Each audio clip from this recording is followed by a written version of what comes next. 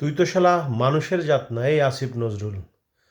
ক্ষমতায় আসার আগে ফেসবুকে লাইভে এসে কি বলছিলি কুকুরের বাচ্চা? বলছিলি আমাকে যদি ক্ষমতা দেয়, ও আল্লাহ, আমি যে কি পরিমাণ কাজ করব, শুধু মানুষের মন জয় করব, মানুষের মন জয় করব। ওই কুকুরের বাচ্চা কি করলি তুই?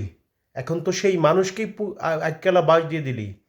3 কোটি প্রবাসী মানুষ, 3 কোটি বাংলাদেশি প্রবাসী জীবনযাপন করে, তারা বিভিন্ন দেশে কাজকর্ম করে। তারা বাংলাদেশে মোবাইল নিয়ে গেলে এখন তাদের রেজিস্ট্রেশন করতে হবে। রেজিস্ট্রেশন করলে টাকা দেবে কে? কুকুরের বাচ্চা, তুই দিবি না, তোর বাপ দেবে। শালা, তুই প্রখ্যাত প্রখ্যাত পরিচালক লেখক হুমায়ুন আহমেদের মেয়েকে তুই প্রতারণা করে বিয়ে করছিস। হুমায়ুন আহমেদ যদি বেঁচে থাকতো তোর সাথে বিয়ে দিত কখনো? তুই শালা একটা প্রতারক। ঠিক আছে, এখন তুই প্রতারণা করে প্রবাসীদের আক্কেলা বাজ দিতে যাচ্ছিস। তোর পদত্যাগ দাবি করতেছি।